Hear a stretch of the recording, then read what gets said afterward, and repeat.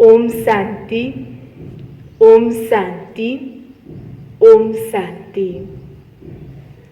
30/6/2020 को बाबा को साकार मुरली। सारमा, मीठे बच्चे, तुम अभी पुजारी से पूज्य बन रहे हो। पूज्य बाप आए हैं तुम्हें आप समान पूज्य बनाने। तो मुरली को मुख्य सारमा भन्नुभयो बाबाले कि अहिले हामी पुजारीदेखि पूज्य बन्दैछौँ, बनेका छैन, बन्दैछौँ। एभर पूज्य बाबा आएर हामीलाई आफू समान पूज्य बनाउन आउनुभएको छ। प्रश्न, तुम बच्चों के अंदर कौन सा दृढ़ विश्वास है? उत्तर, तुम्हें दृढ़ विश्वास है कि हम जीते जी बाप से पूरा वर्षा लेकर ही छोड़ेंगे। बाबा की याद में यह पुराना शरीर छोड़ बाप के साथ जाएंगे। बाबा हमें घर का सहज रास्ता बताते हैं। तो बाबाले प्रश्नमा सोध्नु भएको थियो कि हामी बच्चालाई कुन चाहिँ दृढ विश्वास छ। तो उत्तरमा थियो हामीलाई दृढ विश्वास छ कि हामी जिते जी बाबासँग पूरा वर्षा लिएर छोड्छौँ। कल्प पहिला पनि हामीले वर्षा लिएको हो, कल्प पहिला पनि विजय बनेको हो र अहिले पनि विजय बनेर पूरा वर्षा लिएर छोड्छौँ। तो गीत ओम नमः शिवाय, ओम शांति, ओम शांति। ओम शांति तो बहुत मनुष्य कहते रहते, तो बच्चे भी कहते हैं ओम शांति। अंदर जो आत्मा है वह कहती है ओम शांति। परंतु आत्माएं तो यथार्थ रीति अपने को जानती नहीं है, न बाप को जानती है। भल पुकारते हैं परंतु बाप कहते हैं मैं जो हूँ, जैसा हूँ, यथार्थ रीति मुझे कोई भी नहीं जानते। यह भी कहते हैं कि मैं अपने को नहीं जानता था कि मैं कौन हूँ, कहाँ से आया हुआ हूँ। ब्रह्म बाबाले पनि आफूले आफूलाई जान्नु हुनुहुन्थेन कि म कहाँदेखि आएको र म को हो भनेर। आत्मा तो मेल है ना, बच्चा है, फादर है परमात्मा। तो आत्माएं आपस में ब्रदर्स हो गई। फिर शरीर में आने कारण कोई मेल कोई फीमेल बन कहते हैं, परंतु यथार्थ आत्मा क्या है यह कोई भी मनुष्य मात्र नहीं जानते। अभी तुम बच्चों को यह नॉलेज मिलती है जो फिर तुम साथ में ले जाते हो। वहां यह नॉलेज रहती है कि हम आत्मा हैं, यह पुराना शरीर छोड़ दूसरा लेते हैं। सतयुगमा हामीलाई यो आदि मध्य अन्तको ज्ञान नभए पनि बाबालाई नचिने पनि सिर्फ एउटा मात्रै ज्ञान हुन्छ कि म आत्मा हुँ र यो मात्रै स्मृति हुन्छ र अर्को यो शरीर छोडेर दूसरा शरीर लिने हो, यो स्मृति हुन्छ। आत्मा की पहचान साथ ले जाती है। पहले तो आत्मा को नहीं जानते थे, हम कब से पाठ बजाते थे, कुछ भी नहीं जानते थे। अभी तक भी कोई अपने को पूरा पहचानता नहीं है। मोटे रूप से तो जानते हैं और मोटे लिंग रूप को ही याद करते हैं मैं आत्मा बिंदी हूँ, बाप भी बिंदी है। तो उस रूप को याद करें, ऐसे बहुत थोड़े हैं। नंबरवार बुद्धि में है ना, कोई तो अच्छी रीति समझकर औरों को समझाने लग पड़ते हैं। तुम समझते हो, अपने को आत्मा समझ और बाप को याद करना है, वही पतित पावन है। पहले तो मनुष्य को आत्मा की पहचान नहीं है, तो वह भी समझना पड़े। अपने को जब आत्मा निश्चय करे तब बाप को भी जान सके। आत्मा को नहीं पहचानते हैं, इसलिए बाप को भी पूरा जान नहीं सकते। अभी तुम बच्चे जानते हो हम आत्मा बिंदी है। इतनी छोटी सी आत्मा में 84 जन्मों का पाठ है। यह भी तुमको समझाना है, नहीं तो सिर्फ कहते हैं ज्ञान बहुत अच्छा है। भगवान से मिलने का रास्ता बड़ा अच्छा बताते हैं, परंतु मैं कौन हूँ, बाप कौन है यह नहीं जानते। सिर्फ अच्छा अच्छा कह देते हैं। कोई तो फिर ऐसे भी कहते हैं कि यहाँ नास्तिक बना देता है। तो तुम जानते हो ज्ञान की समझ कोई में भी नहीं है। तुम समझते हो, तुम समझाते हो। अभी हम पूज्य बन रहे हैं। हम किसी की पूजा नहीं करते हैं, क्योंकि जो सबका पूज्य है उस भगवान, उनकी हम संतान हैं। वह तो है ही पूज्य पिताश्री। अभी तुम बच्चे जानते हो पिताश्री हमको अपना बनाकर और पढ़ा रहे हैं। सबसे उस पूज्य एक ही है। उनके सिवाय और कोई भी पूज्य बना न सके। पुजारी जरूर पुजारी ही बनाएंगे ना। दुनिया में यह सब है पुजारी।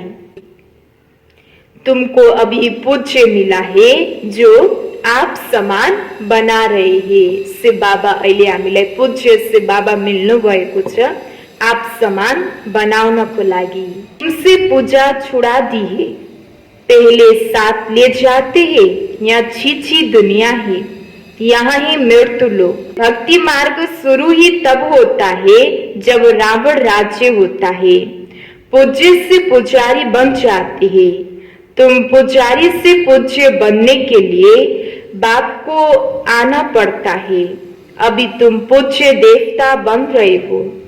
आत्मा शरीर द्वारा पाठ बचाती है। अभी बाप हमको पूज्य देवता बना रहे हैं, आत्मा को पवित्र बनाने के लिए। तो तुम बच्चों को युक्ति दी है। बाप को याद करने से तुम पुजारी से पूज्य बन जाएंगे, क्योंकि वह बाप है ही सर्व का पूज्य। जो आधा कल्प पुजारी है, फिर वही आधा कल्प पूज्य बनते हैं। यह भी ड्रामा है। ड्रामा के आदि मध्य अंत को कोई भी नहीं जानते। अभी बाप द्वारा तुम बच्चे जानते हो और दूसरों को समझाते हो। पहली मुख्य बात यह समझानी है, अपने को आत्मा बिंदु समझो। आत्मा का बाप वह निराकार है। वह नॉलेजफुली आकर पढ़ाते हैं। सृष्टि के आदि मध्य अंत का राज समझाते हैं। बाप आते हैं एक बार, उनको जानना यह भी, उनको जानना भी एक बार होता है। आते भी एक बार संगम युग पर। पुरानी पति दुनिया में आकर पावन बनाते हैं। अभी बाप ड्रामा प्लान अनुसार आए हैं। कोई नई बात नहीं है। कल्प कल्प ऐसे ही आता हूँ। एक सेकेंड भी आगे पीछे नहीं हो सकता है। तुम बच्चों के दिल में जसता है कि बरोबर बाबा हम आत्माओं को सच्चा ज्ञान दे रहे हैं। फिर कल्प बाद भी बाप को आना पड़ेगा। बाप द्वारा जो इस समय जाना है, वह फिर कल्प बाद जानेंगे। यह भी जानते हैं अब पुरानी दुनिया का विनाश होगा, फिर हम सतयुग में आकर अपना पाठ बजाएंगे। सतयुगी स्वर्गवासी बनेंगे। यह बुद्धि में याद है ना। याद रहने से खुशी रहेगी। तो स्टूडेंट लाइफ में हम स्वर्गवासी बनने के लिए पढ़ रहे हैं। यह खुशी स्थायी रहनी चाहिए जब तक स्टडी पूरी हो। तो बाप समझाते रहते हैं कि स्टोरी पूरी तब होगी जब विनाश के लिए सामग्री तैयार होगी। फिर तुम समझ जाएंगे, आग जरूर लगेगी। तैयारियां तो होती रहती है ना, एक दो में कितना गर्म होते रहते हैं। चारों तरफ भिन्न भिन्न प्रकार की सेनाएं हैं, सब लड़ने के लिए तैयार होते रहते हैं। कोई ना कोई अटक ऐसे डालते हैं जो लड़ाई जरूर लड़े। कल्प पहले मुआफिक विनाश तो होना ही है। तुम बच्चे देखेंगे, आगे भी बच्चे ने ही देखा है, एक चिनगारी से कितनी लड़ाई लगी थी। एक दो को डराते रहते हैं कि ऐसे करो नहीं तो हमें यह बम्स हाथ में उठाने पड़ेंगे। मौत सामने आ जाता है तो फिर बनाने के सिवाय रह नहीं सकते। आगे भी लड़ाई लगी थी तो बम्स लगा दिया। भाभी है ना, अभी तो हजारों बम्स है। तुम बच्चों को यह जरूर समझना है कि अभी बाप आया हुआ है सबको ले जाने। जब पुकार रहे हैं, हे पतित पावनाओ, तो इस छीछी दुनिया से हमको पावन दुनिया में ले चलो। तो तुम बच्चे जानते हो, पावन दुनियाएं है दो, मुक्ति और जीवन मुक्ति। सबकी आत्माएं पवित्र बन मुक्ति धाम चली जाएगी, यह दुख धाम विनाश हो जाएगा। जिसको मृत्यु लोक कहा जाता है, पहले अमर लोक था, फिर चक्र लगाए, अब मृत्यु लोक में आ गए हैं। फिर अमर लोक की स्थापना होती है, वहां अकाली मृत्यु कोई होती नहीं, इसलिए उनको अमर लोक कहा जाता है। शास्त्र में भी भल अक्षर है, परंतु यथार्थ रीति कोई भी समझते नहीं। यहाँ भी तुम बच्चे जानते हो, अब बाप आया हुआ है, मृत्यु लोक का विनाश जरूर होना है, यहाँ 100% सर्टेन है। बाप समझा रहे हैं कि अपनी आत्मा को योग बल से पवित्र बनाओ, मुझे याद करो तो विकर्म विनाश हो जाएंगे। परंतु यहाँ भी बच्चे याद नहीं कर सकते हैं।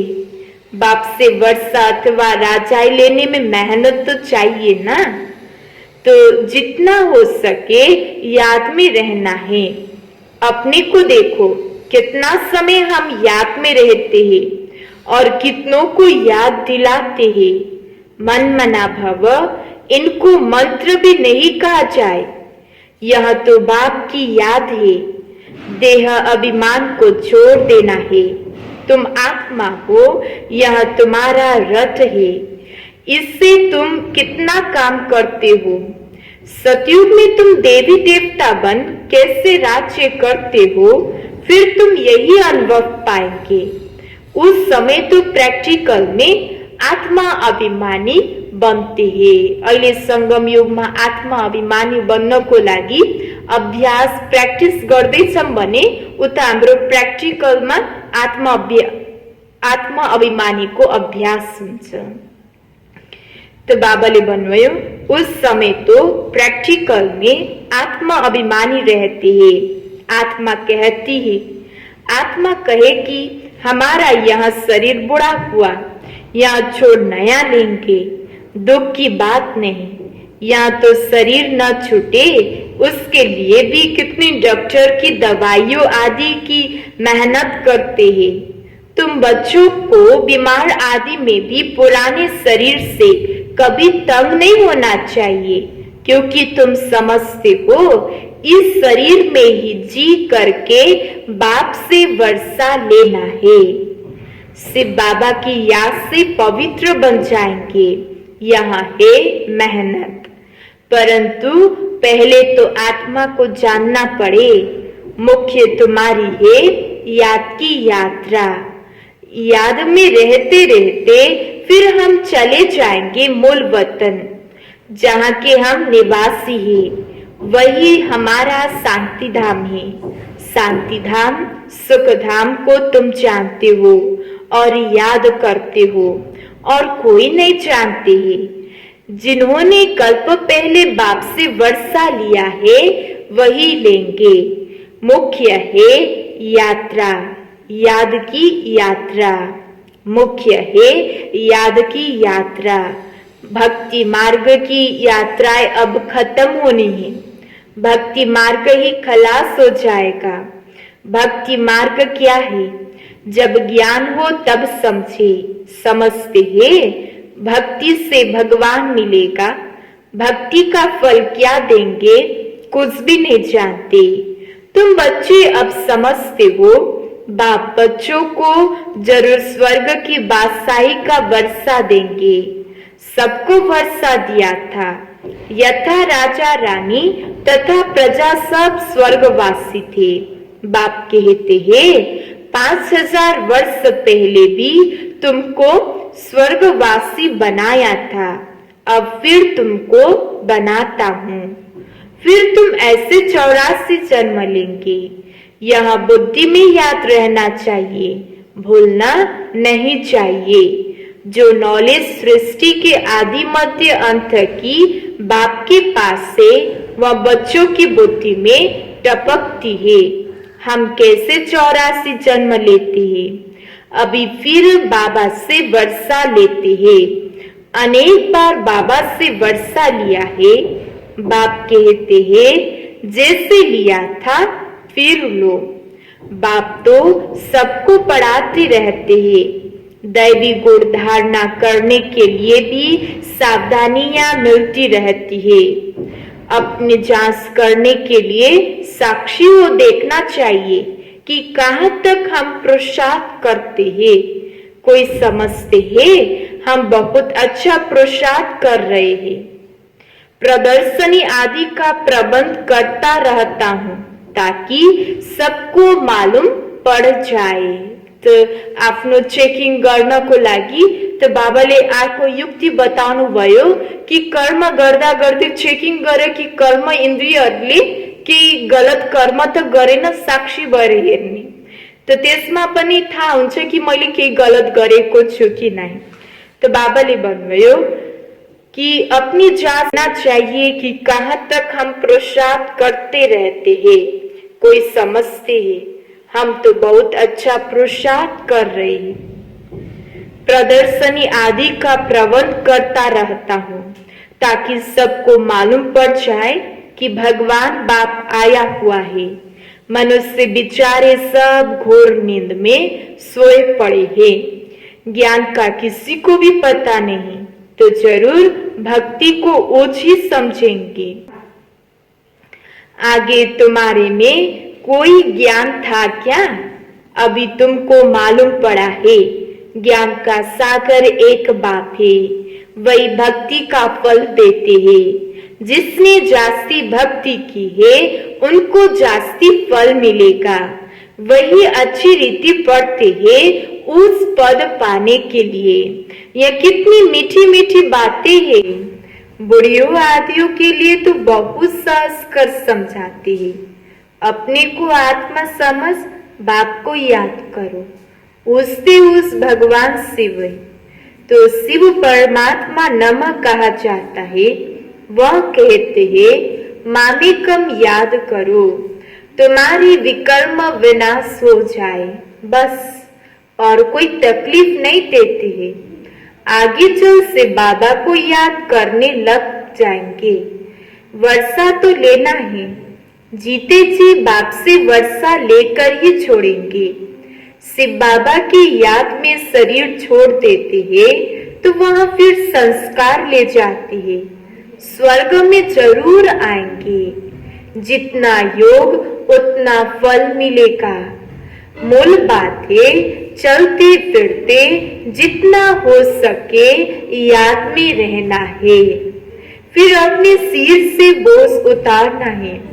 सिर्फ याद चाहिए और कोई तकलीफ बाप नहीं देते हैं। जानते हैं आधा कल्प से बच्चों ने तकलीफ देखी है, इसलिए अभी आया हूँ, तुमको सहज रास्ता बताता हूँ वर्षा लेने का। बाप को सिर्फ कहते हैं मुझे याद करो। भले याद तो आगे भी करते थे, परंतु कोई जानते नहीं था, परंतु कोई ज्ञान नहीं था। अभी बाप ने ज्ञान दी है। इस रीति मुझे याद करो तो तुम्हारे विकर्म विनाश होंगे। भल शिव की भक्ति तो दुनिया में बहुत करते हैं, बहुत याद करते हैं, परंतु पहचान नहीं है। इस समय बाप खुद ही आकर पहचान देते हैं कि मुझे याद करो। अभी तुम समझते हो, हम अच्छी रीति जानते हैं। तुम कहेंगे हम जाते हैं बाप दादा के पास, तो बाप ने यहाँ भागीरथ लिया है। भागीरथ भी मशहूर है। इन द्वारा बैठ ज्ञान सुनाता हूँ।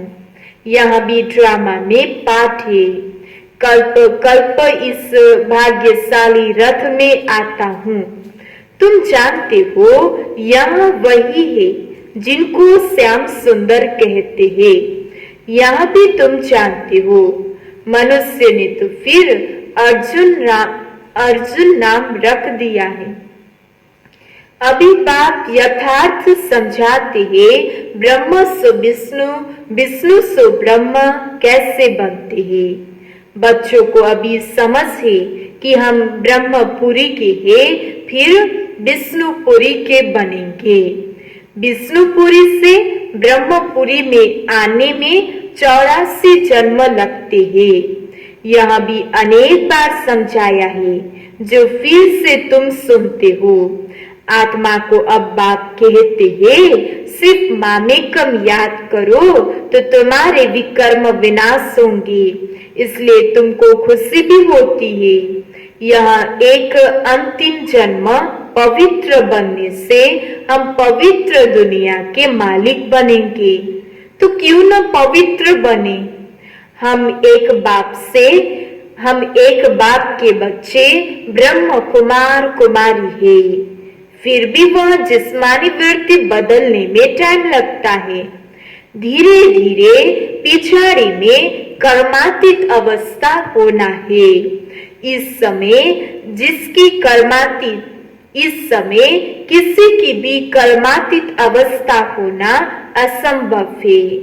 कर्मातीत अवस्था हो जाए फिर तो यह शरीर भी न रहे, इनको छोड़ना पड़े, लड़ाई लग जाए, एक बाप की याद रहे, इसमें मेहनत है।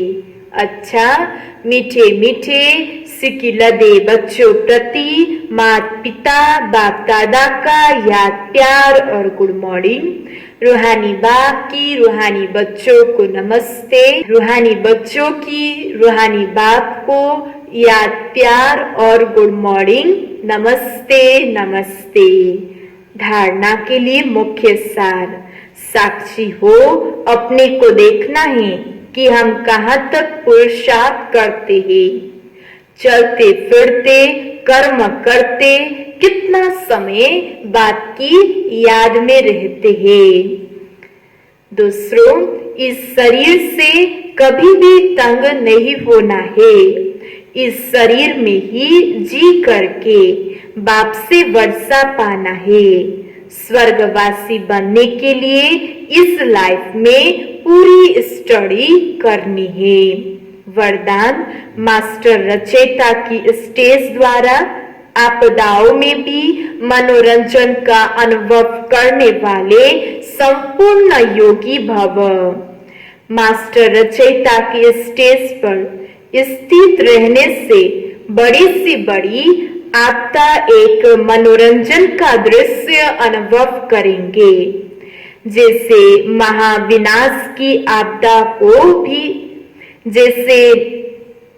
जैसे महाविनाश की आपदा को भी स्वर्ग के गेट खोलने का साधन बताते हो, ऐसे किसी भी प्रकार की छोटी बड़ी समस्या व आपदा मनोरंजन का रूप दिखाई दे, हाय हाय के बजाय ओहो शब्द निकले, दुख भी सुख के रूप में अनुभव हो। दुख सुख की नॉलेज होते हुए भी उनके प्रभाव में न आए।